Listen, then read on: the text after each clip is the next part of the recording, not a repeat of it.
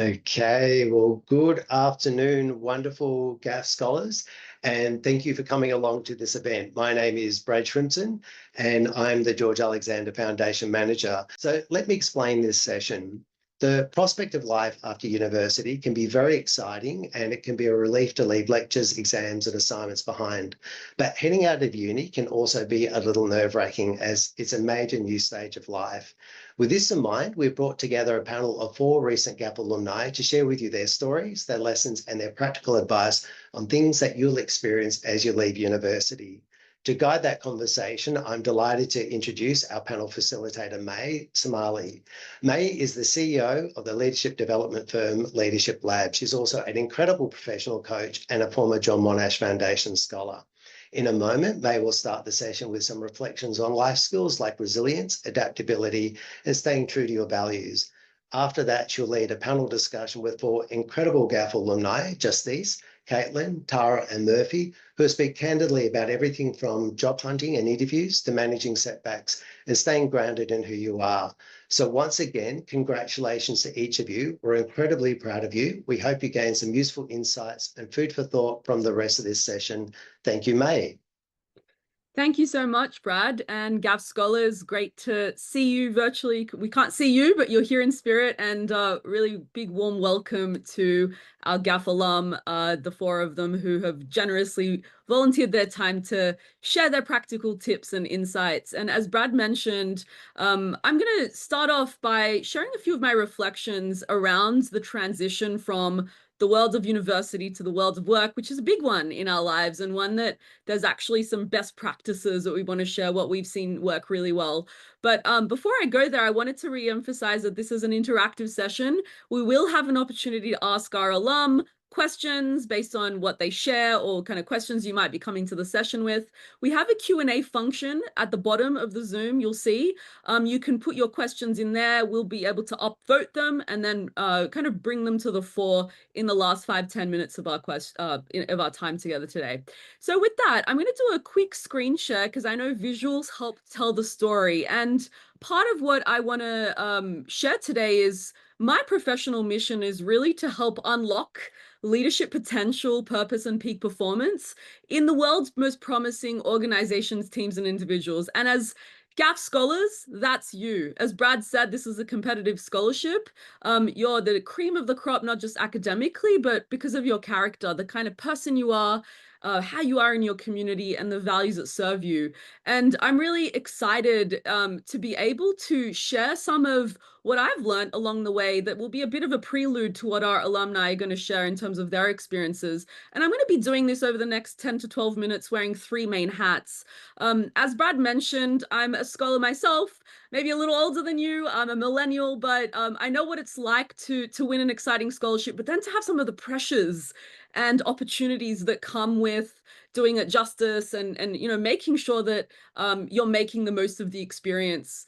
I'm also really passionate about the world of work as a researcher. I spent a bit of time at RMIT and Harvard studying Gen Z, like yourselves, high performance, leadership, and what it means to kind of thrive as a professional.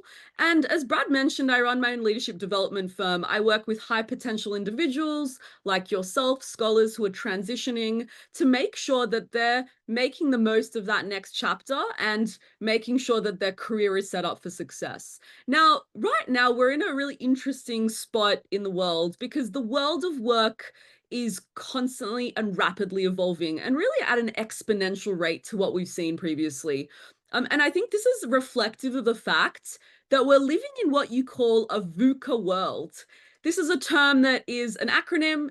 It says that we're living in a world that's volatile, that's uncertain, that's complex, full of ambiguity. And this is not to be a Debbie Downer about the world that we're living in, but the reality is that this is the new normal, or abnormal, as some call it. VUCA is a term that came from the Cold War. It's a military term, but it's used more and more in our popular culture and parlance to say that this is the kind of world and environment we're navigating.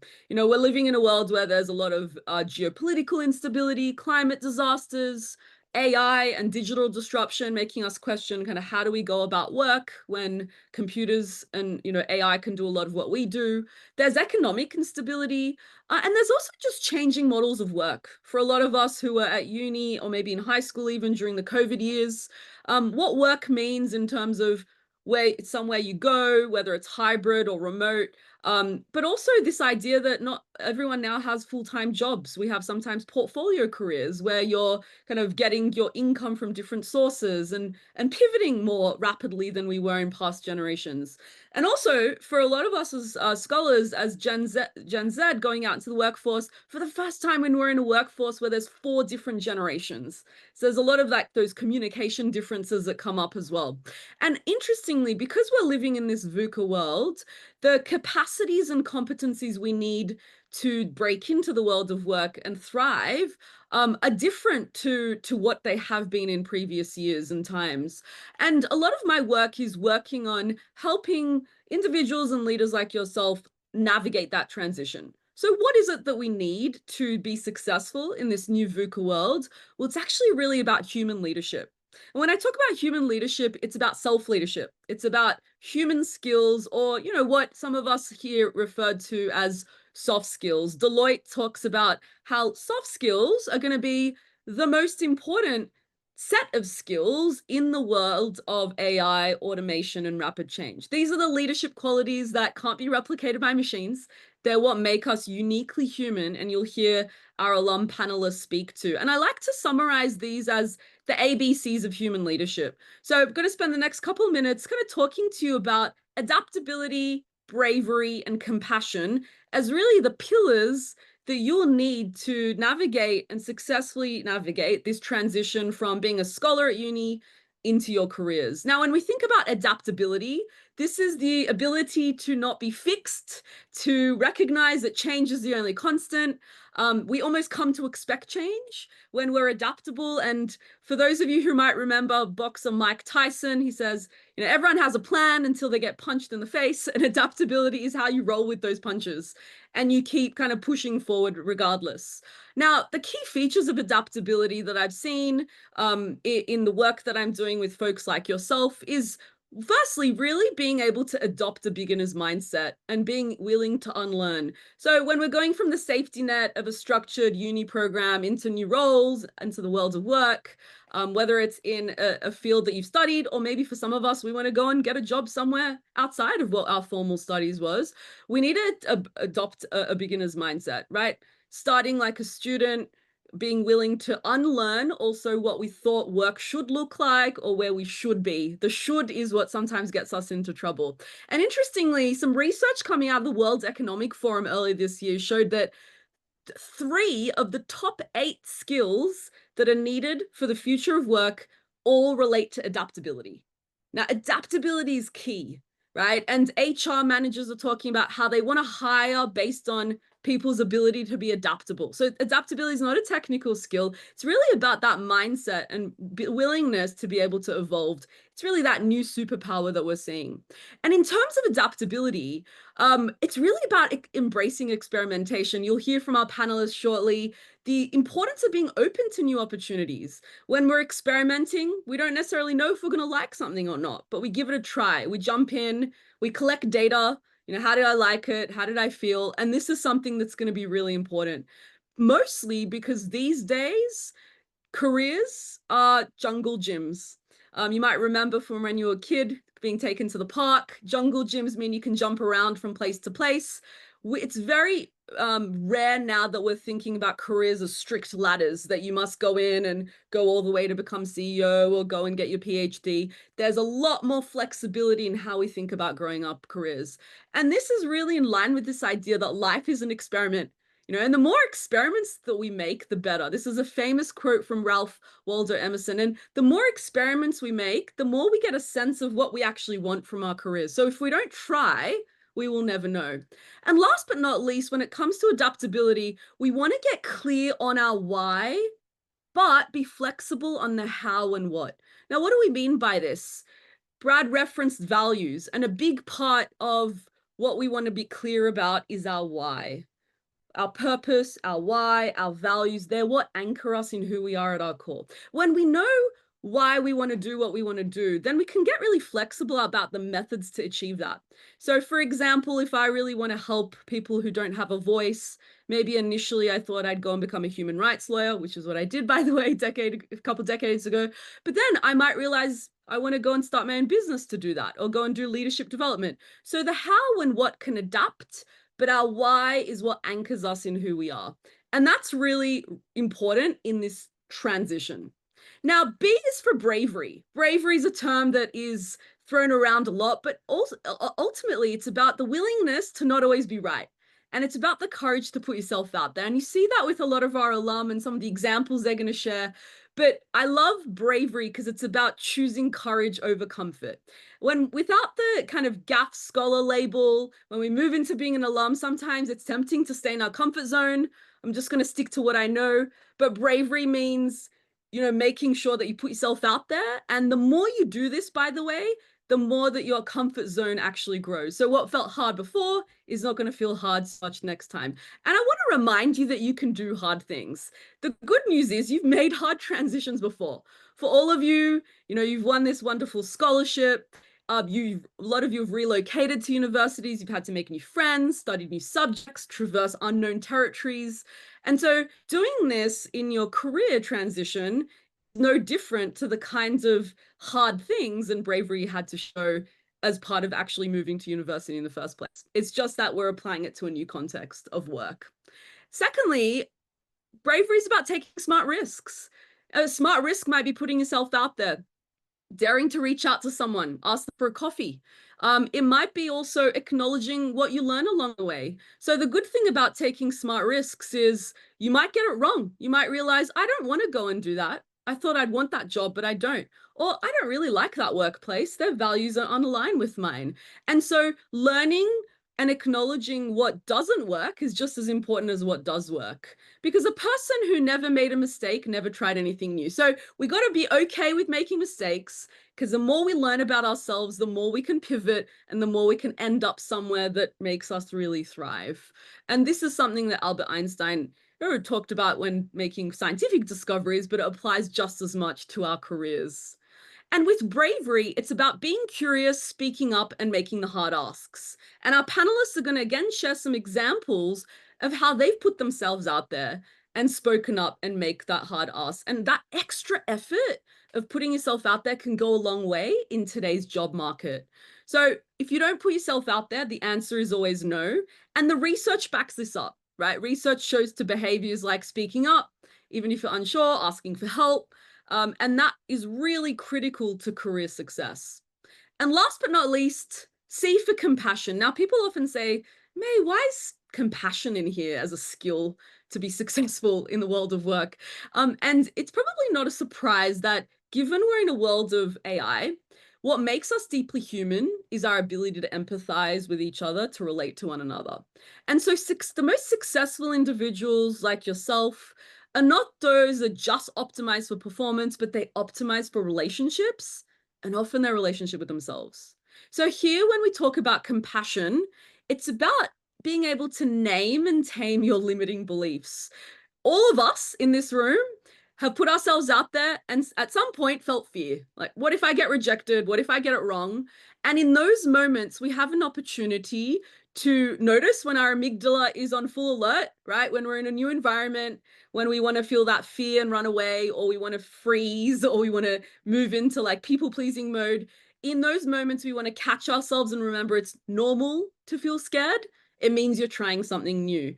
And to reframe it and give yourself an opportunity to continue to lead with bravery, but also meeting yourself with compassion. It's normal to feel scared when you're doing something new, but it shouldn't be a reason to stop us. The second thing we want to do when we're leading with compassion as part of this job transition is tuning into our needs. We want to be aware of our feelings and emotions. So, what do I need in this moment? How do I want to approach the job search? Who do I want to ask for help? A big data point are our emotions. They're data point about what emotions are or aren't being met. So if you're, for example, feeling lack of energy or a bit drained, that might be a signal about what kind of people or opportunities are not right for you. On the other hand, if you're feeling excited, it might be an opportunity to lean into that more. That gives you data about what might excite you. So you want to be kind to yourself, and ultimately you want to get to the intersection of where you make money, have meaning, and prioritize your well-being. And this graph actually comes from Deloitte's Gen Z and Millennial Work Report that Gen Z have said this is what happiness means for the world of work. So being patient with yourself and giving yourself an opportunity to ask for what you need in terms of also your well-being and what gives you meaning. And last but not least, we're going to hear examples from our panelists around putting yourself in others' shoes.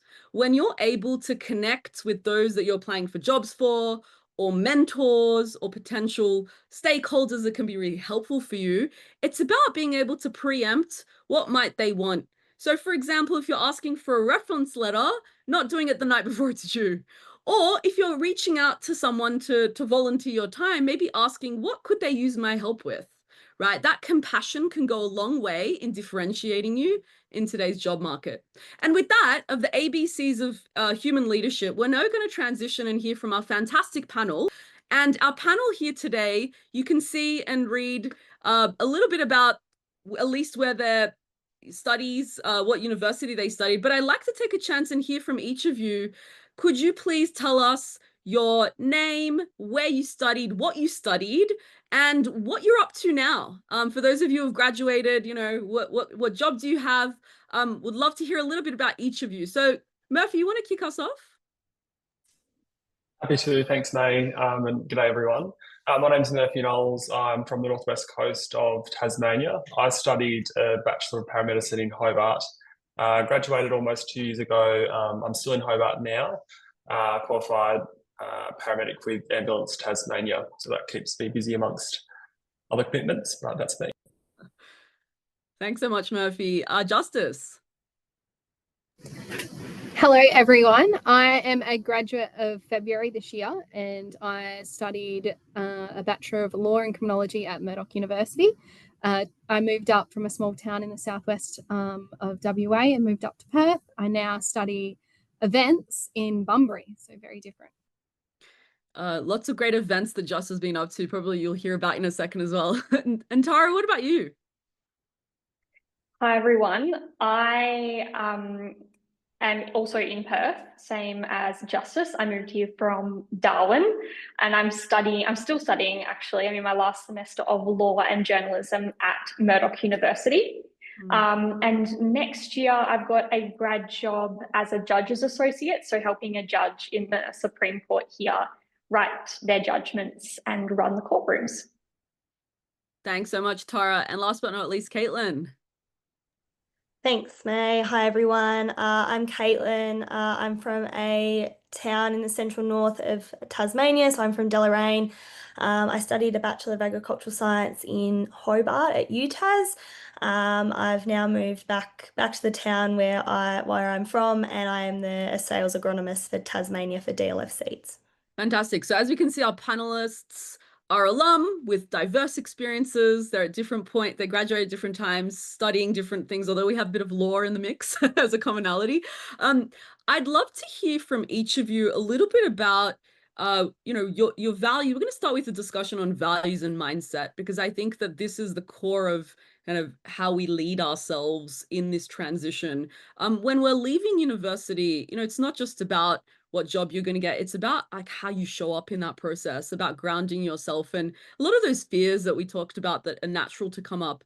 I'd love to hear kind of what's one value or mindset that's really helped anchor you in this transition from GAF scholar at uni to GAF alum working in the workforce. And, how did it help you ground it? How did it help you during these moments of kind of uncertainty? I know each of you had slightly different experiences, but yeah, one value or mindset that's been important. And open to whoever wants to kick it off. I can start. My biggest value that I swear by is a growth mindset. If you don't know what a growth mindset is, the Huberman podcast has a great episode on it. Gives you some tools and some habits that you can adapt. But I think when you're coming out of university, you take a lot of things like to heart, and it is so hard, it's scary. but taking the learnings as opportunities, like you're learning every day, and to lean into it and use that to grow your career, because a career isn't linear, it's not straight, as May said. It's going to take twists and turns, and to be ready for it. Take it as a learning and learn from people around you. Beautiful. So we got growth mindset. And then Murphy, what about you? What's been a value or mindset that's important to you? Biggest value for me would be authenticity. And I saw May had Brene Brown up before, but she says in one of her books, when we have the courage to walk into our story and own it, we get to write the ending. And when we don't own our stories of failure, setbacks and hurt, they own us. And I'll share an example of where authenticity showed up in my life. But at Surf Life Saving Australia's National Leadership College in Sydney a few years ago, I'd come out as gay to my family a few years prior to that, but I wasn't showing up as my full self, my authentic self, in an organisation I loved and had given me so much over 15 years of my life. And there were several reasons for that, tied to microaggressions of poor culture and an internal feeling that I couldn't be myself in that environment. But being authentic and having that vulnerability and bravery to say and share my story with the people there was terrifying. But the reception showed me the power of community and being authentic. Since then, I've realised, authenticity doesn't just make me stronger personally, but also professionally. It helps chip away at poor culture in any workplace and create spaces for others to bring their full selves to in every setting. And one kind of mindset, being authentic, and just, when you're about to do something scary, or you have the butterflies or the endless barrage of what ifs is owning you, I'd encourage all of you to ask yourself, am I about to do something scary brave or scary dangerous? And it's a simple thing, scary brave or scary dangerous. Most of the time it's scary brave. That's where the growth is. And I'd encourage you all, whatever your value is, to own your story, embrace your weird and do your thing. I love that, Murphy, because it builds on this idea that our brains sometimes can't tell the difference between scary brave and scary, the growth version of it. It sees it as a threat and reacts the same way. So it's actually really important to say, hang on, I'm safe. It's scary, but it's the right kind of scary, isn't it? And thank you so much for your candor in sharing kind of why authenticity has been so important to you personally, but how that's then helped you kind of navigate being true to your career. Caitlyn, what about you? What kind of mindsets or values have been important for you in this transition? So mine's probably a little bit cliche, but mine is to have a positive attitude. In my very first role out of uni, I had a lot of things that were extremely challenging for me, and things that were probably well and truly out of my depth as a 22-year-old. Running a team of agronomists and store staff at a branch in a small town in Tasmania. And at times it kind of seemed like everything was kind of falling down around me. But yeah, just trying to keep positive, see every challenge as an opportunity was probably what really kept me going through that tough time. And the learnings that I got out of that by staying positive and keeping on was pretty phenomenal, to be honest. And that's something you probably look for. I know you actually do a lot of hiring now. Is that mindset something you also look for when? Yeah, 100%. I will hire for me, when I was sitting on the other side of the interview table, it was somebody's positive attitude over, you could have the best skills in the world, but if you're not positive and you don't want to be there, it's way harder to be a part of the team than if you're positive and want to learn. Great example of why human skills are at such a premium, especially during the job search itself. And then Tara, what about you? What value or mindset has been critical for you? I know you've traversed some interesting waters, even as recently as the last couple of months, where mindset's been really important to you.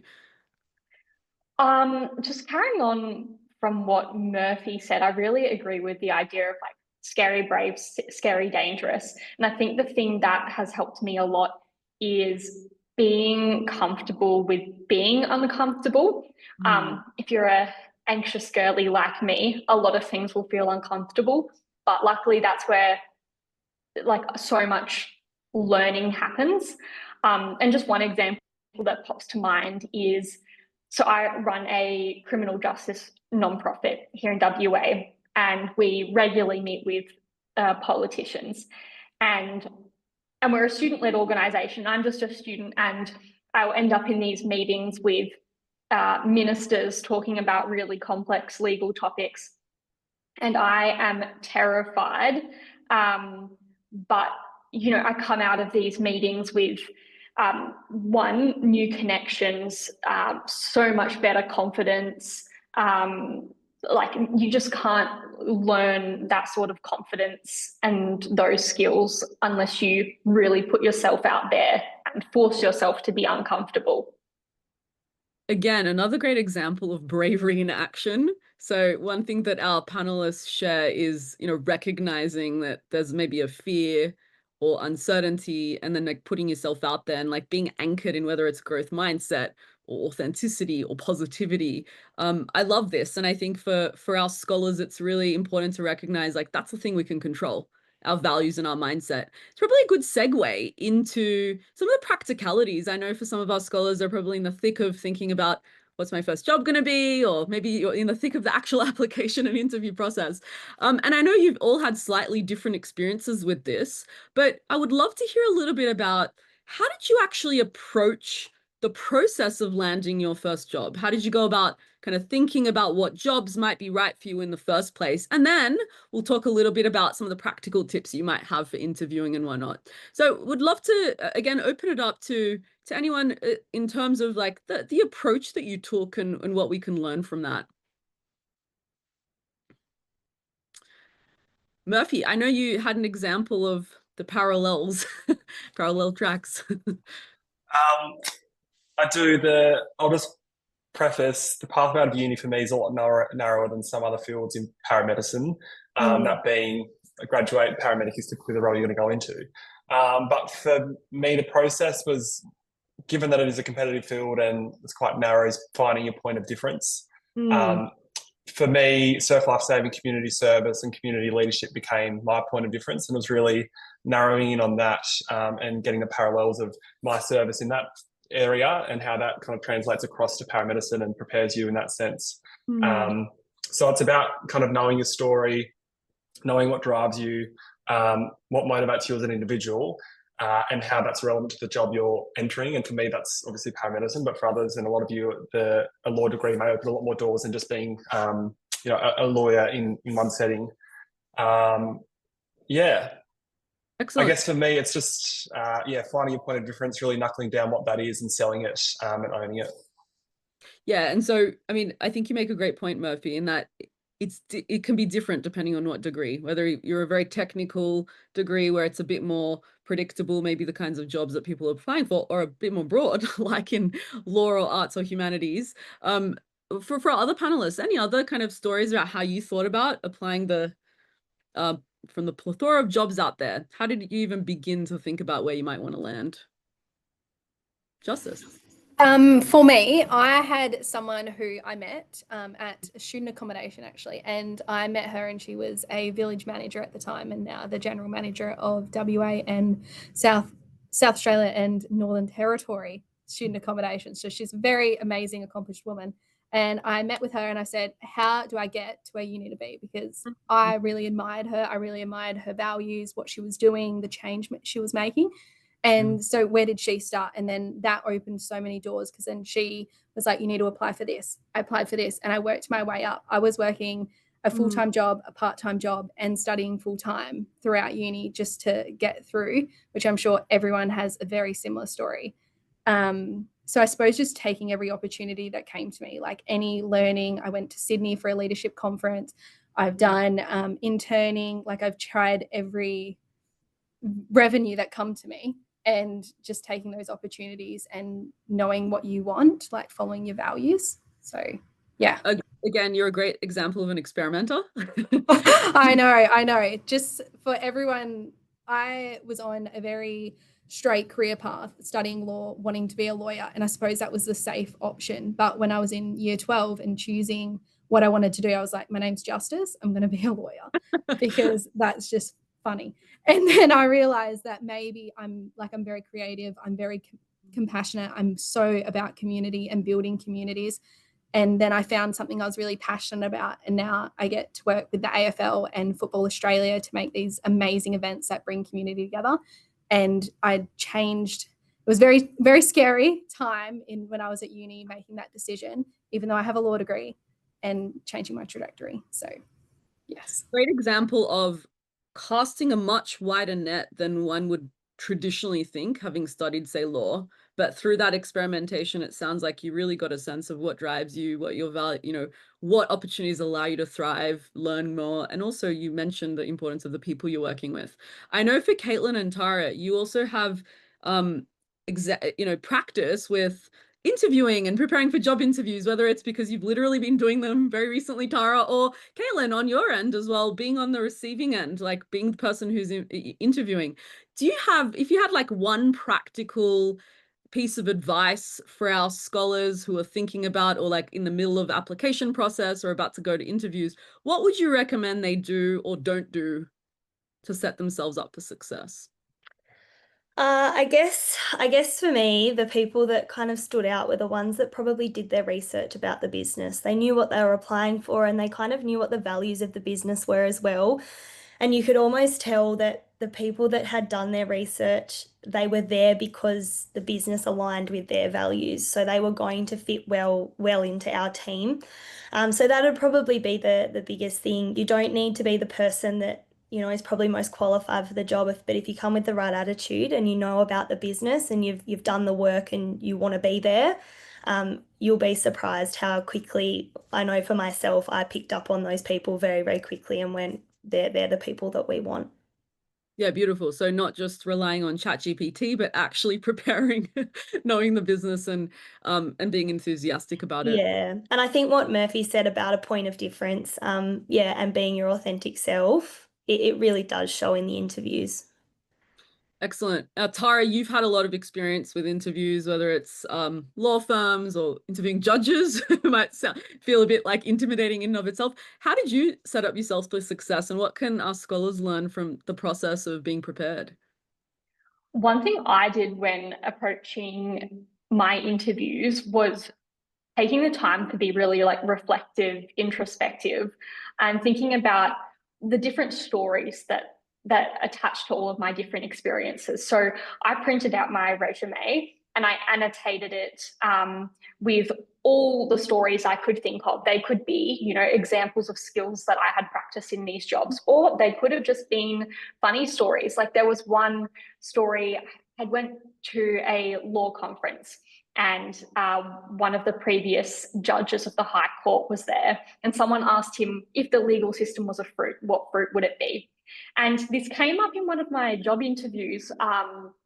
One of the interviewers said, oh, we're not going to ask you anything silly, like if you were a fruit, what would you be?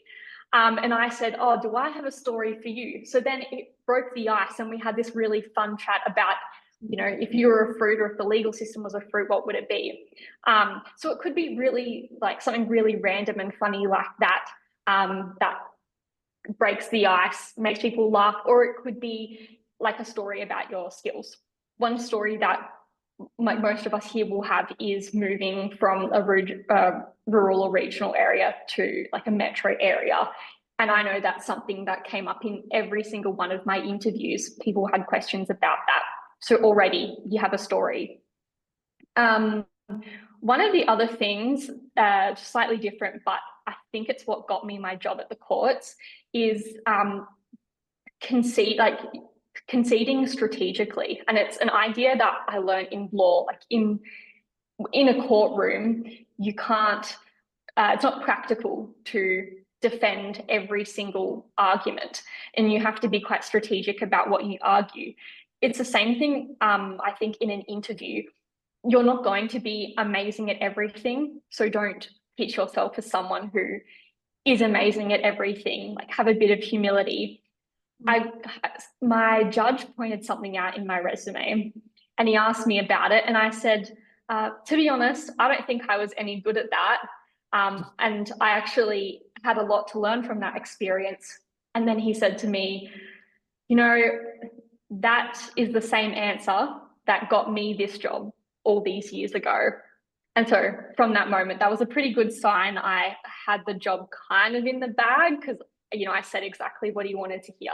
But yes, being strategic about what you say.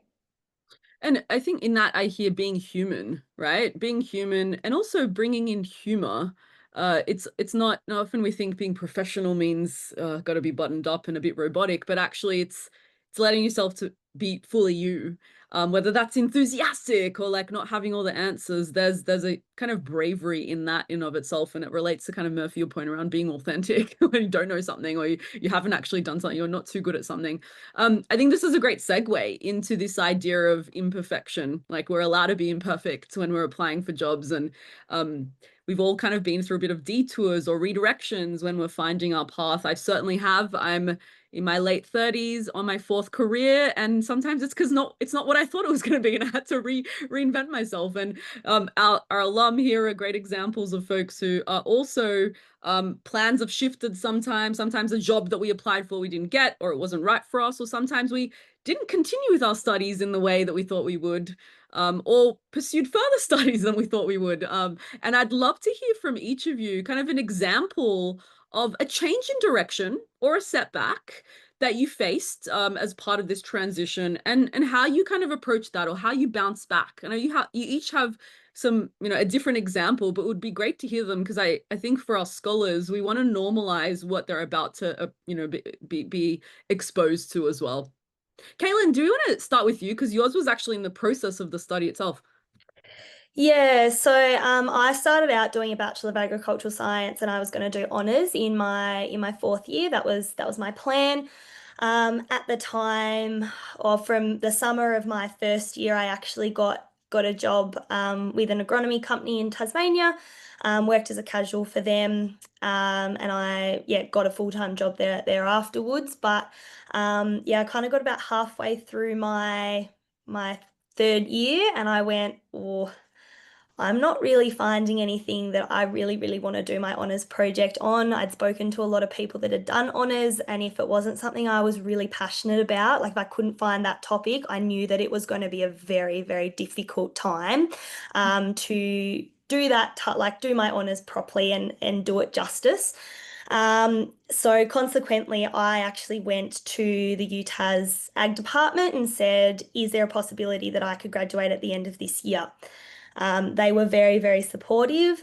We went through the reasons why I would like to do that. I really felt like I was ready to jump into the workforce, and that was what I really wanted to do. So I was a bit nervous, and I actually went to my boss at the time and said, look, if I don't do honours, is that going to jeopardise my opportunity to get a role here or elsewhere? And my boss at the time, Tom, within a week of finalising everything for graduating at the end of that year, I had a job offer on the table ready to go. So it was a bit of a risk, but I'm very, very glad I took it. And I've really, really enjoyed my career path so far. So that was kind of my bit of a redirection. Great example, and it's a great example because it's not always even about the job we thought. It's sometimes that we want something sooner. In terms of, let's continue with the theme of study. So Murphy, tell us about your evolution in direction that relates to study. Yeah, probably relates to a detour redirection. I love what I do. I really do on road operations as a paramedic, but I also know that I have more to contribute both within my current work and in other spaces, changing healthcare. I was probably at a point where you have good days, bad days, and you come home and you think, oh, you've got a lot of change happening. It's a season of change, many different moving parts. It's trying to let the dust settle and figure out exactly what's causing that. I guess in your mind, think, oh, is there something else out there for me? And I let the dust settle post my grad year and kind of just adjusting to full-time work and like finding a professional identity. But for me, it was kind of, there's more for me to contribute, and that's led to a Masters of Public Health and a Masters of Health Leadership and Management at UNSW.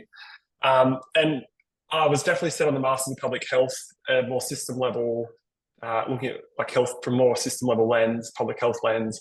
I wasn't so sure on the second degree. I thought it was too early. But I like to think, and everyone should think of themselves as an organisation. And it sounds a bit stupid, but if you think of yourself as an organisation, you've got your vision, your values, all of your enablers and what's going to help you get there. And with any organisation, there'll be a board, and you get to pick who's on your board.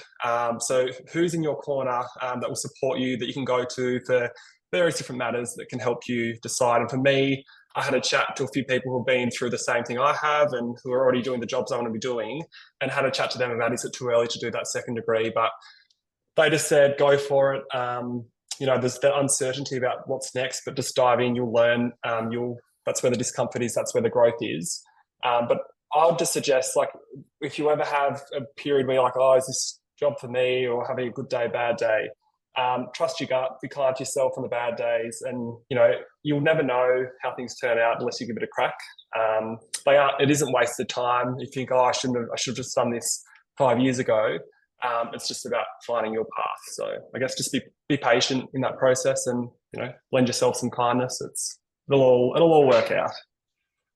That's a great example of, Murphy, what you've kind of hit the nail on the head on, is like, until you're out there in the field, you didn't know what level of impact you want to have. Being on the ground, you're like, actually, I'm interested in systems level change. So what would it be like to go and study that further, right?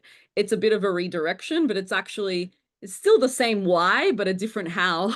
As you were saying, the analogy of like your vision and values as a company or as a human stay the same, but you're being flexible in how you might achieve that. We've also got Tara and Justise, who have had some interesting opportunities to practice redirection. And Tara, tell us about kind of a setback you might have faced and kind of what opportunities came from that. So I had this idea in my head that I would do these clerkships, which are like paid law internships. And those are direct pathways to a grad job in these top tier commercial firms. That's just sort of what a lot of law schools tell you is like the desired path. And I got multiple of these like internships in these firms, and like thought I would get a grad job at one of them, and I got nothing. And that was really disheartening, especially when there were people around me who got multiple offers. And I thought, what have I done wrong? I've got good grades. I've done all this volunteering. I'm not a robot. Maybe they didn't like my jokes in the interview then, but maybe I shouldn't talk about if the legal system was a fruit, what would it be? But yeah, so that was really disheartening.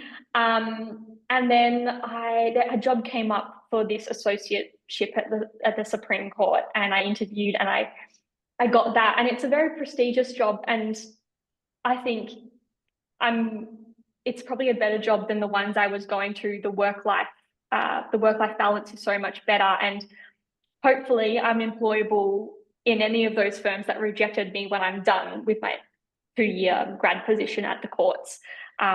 So I think I realized everything happens for a reason, and I should have just trusted the process the whole time.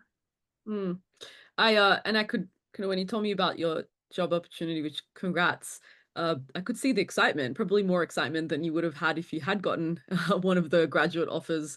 I mean, Justise, you've had some interesting experiences as well with that openness to new opportunities. Tell us about redirection and how you've approached that. Well, I suppose the first redirection I ever had in my life was when I went to uni. So being the first person to go to uni, my dad was shocked I didn't want to become a mechanic. Almost didn't want to support me going uni.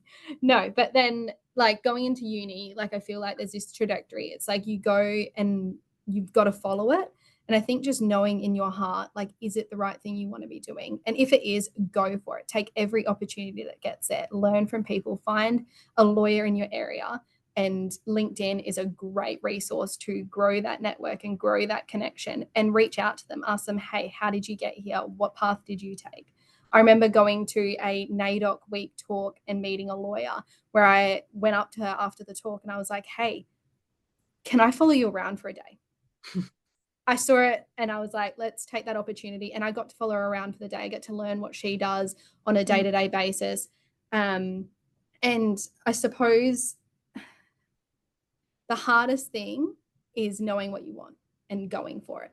Having the confidence, having the faith to go for, if it is a setback, it's like, why was it a setback? Why have I been so hurt by this? Is it because it's what I want to be doing, or is it the fear of failure? Because you're not going to fail. You're going to succeed in life, and just going for it is all I can say is just go for it. Keep going, keep pushing through, keep stepping. Any step up is a right step in the right direction. So, I mean, yeah. Justise, you bring the example of kind of reaching out to others, whether it's on LinkedIn or Murphy also talked about your kind of personal board of advisors. Let's go there for the last kind of little while that we have left, because we don't often talk about the importance of relationships in helping us in this transition. And Justise, I know you feel quite passionately about mentorships and building relationships. Can you tell us a little bit about how you've approached that kind of in the transition, and now that you're even in the world of work, like what can us scholars learn from the importance of putting yourself out there, but on a very tactical level? Well, I feel like LinkedIn isn't just like a resume. It's a network. It's a connection of business professionals all showcasing what they're doing and what they're working towards. All the businesses you're probably applying for are on LinkedIn. So I think using LinkedIn as that platform to really show your credibility. Coming out of uni, you don't have years of experience like most people have on their resume. So I think really just boosting your visibility, like what you're working on, even if it's at uni, attending this talk, boost it, use it to your advantage because you've learned something from it. Getting the GAF scholarship, put that on your LinkedIn. It's, I just think it's such a great resource. For me, I've used it. I've reached out to legal professionals when I still am tossing up whether legal or events are going to be my future career. But I reached out to a lawyer and I said, hey, you're amazing. You're doing amazing stuff in the regional legal space. How did you get there? What did you do? Is there even work for people in regions as a lawyer? I didn't know. And then we had a good conversation at uni. We went back and forth. And then when I moved to Bunbury and worked in events, she reached out and she's like, let's get coffee. And she spoke to me about all these different opportunities that there are down here. And there's still ones that I'm reflecting on, but that built that network that I now have. And I can text her today and just be like, hey, let's get coffee. So I think LinkedIn is like the business Facebook. And as Gen Zs, we should be using it. I second that wholly. And it's amazing how much, not only because they say kind of it's not just who you know, it's who knows you. And a great way to build your I guess digital footprint professionally is on a platform like LinkedIn, where you get to kind of control also kind of what you're putting out there. Now, Tara, you're someone that's also put herself out there in terms of building relationships professionally. What are some of the other ways that our scholars can do that while they're still at university? Leveraging your university communities, because there are so many people there who are just willing to learn off each other, whether that's your academics or other students and other staff. I have had like 5-6 jobs at Murdoch because I'll get one job and I'll meet people through the uni, and then, you know, someone will offer me another job and somehow I end up with too many jobs. But then, like you said, May, people then know about you rather than you knowing about other people. And I mean, just yesterday, someone from a different school at the university asked me to come to a meeting. And at the end of it, he kind of offered me a job for next year as well. And that was just because he knew of like a project that I was interested in the background. I actually don't really know how he knew about this. And he knew I was interested in this topic, this area. And I don't know, I came out of, I'm still sort of processing that meeting because it was very, very weird and very surprising. But I think just leverage the university communities, because there's so many people that want to network. And yeah, you'll end up in very like interesting and wonderful situations where like you could be getting offered a job that you don't expect. And I think the important takeaway is that like you got to be in it to win it, right? You got to put yourself out there, let professors know you want to research with them, or that you're open to casual jobs, or that you attend the events to have those conversations. Building our networks is one thing, and then the communication skills that we bring is kind of a nice add-on to that in terms of the skills that we need to succeed. Caitlyn, Murphy, would love to hear from you both before we kind of then do a couple questions and wrap up around like what communication skills have you found now that you're in the workforce are critical for having these successful professional relationships? It's not just about convincing someone to give us a job. Once we're in the job, what helps us kind of not only survive but thrive? What have you found both as employers and employees? Because Caitlyn, again, I know you're actually building teams. I guess for me, the ag industry traditionally has been very male dominated, and that is definitely changing. You know, we're working towards, you know, there's a lot of female agronomists. In the couple of businesses that I've worked within, I am either one of the only females in the team or one of very few in the team. And most of the people, particularly in my role now, our entire sales team is all men that are a lot older than me. So there's quite an apprehension, probably, particularly when I started in this role, about what I wanted out of the job and whether I was kind of coming in to upheave everything and change the way we do everything. So for me, building relationships was massive. So I guess for me, it's asking questions, taking an interest in the experience that the people around you, particularly for me, have. And, you know, some of my closest work colleagues now are, you know, people that are 40 years older than me. And just being very transparent, that's probably one of the biggest things. There's no point in withholding information unless it is absolutely necessary. But if you can communicate well and tell people what's going on, you'll be surprised that somebody's probably already had that problem before, and you build a relationship with that person through fixing that together almost. And it just keeps everybody in the loop. There's no frustration because people are not communicating with one another. That's probably my biggest piece of advice, is just be open-minded and be very transparent. It will make things so much easier for everybody. Yeah, that's excellent advice, and really about being true to yourself, and I think links back to some of what Murphy said at the start around authenticity. Murphy, what about for you? What's important when building and maintaining these relationships at work? Yeah, thanks. I agree a lot with what Caitlyn said, and I think it's really important that we have brave, courageous conversations as you need to have them. I'm guilty of it. You know, complaining to a third party or delaying the conversation a couple of days because I don't feel ready to have it now, or I think it'll get better with time. But the reality is it won't get better with time. If anything, time will probably erode that trust, and it'll cause more damage to the team. So if you've got an issue with someone or something's concerning you or bothering you, or you're unsure about something, I just encourage you all to have that conversation with the appropriate person as well. And Brene Brown says it as well, I've quoted her a few times, but clear is kind, unclear is unkind. And May also had a book up there about radical candor as well, which I'd encourage you all to read. But it's about caring personally but challenging directly. And that's that whole idea about clear is kind. If you're unclear and you're working in a space with people of all different generations and backgrounds and upbringings and worldviews, and everyone's going to approach a situation or a conflict or a discussion differently from different perspectives. And I think it's about having the awareness and patience to take a step back, own your feelings, don't blame, just address the issue, not the person, and leading with curiosity, not ego, because that is also kind of one of those hallmark signs of a conversation probably going badly when you lead with ego. And I've had a few examples of that with managers of different backgrounds and employees where you've had clinical disagreements, or there's been an issue in terms of human factors as well. That's a big one. But just aware of time, we won't explore too much. But I think there's some good. There's a lot of threads here, and I want to just take a moment to acknowledge the three of you have shown a lot of adaptability, bravery, and compassion in your own journey. And I think our alum are great examples of what's possible for our scholars. As we're wrapping up, and for folks in the audience, if you have any kind of questions, please drop them into the Q&A. I know we're actually tackling a lot of the questions as we go, but if you do have something burning, we have a minute or two left. I would love to invite each of you, and I know this is no small ask, in one sentence, if you could leave our scholars with one piece of advice or one mantra or one kind of invitation, what would it be? So let's kind of work in reverse order than we just came from. One sentence. Murphy, what's the one takeaway? The standard you walk past is the standard you accept. Beautiful. Caitlyn? Establish your values now. It makes things a lot easier when you're looking for jobs. Thank you. Tara?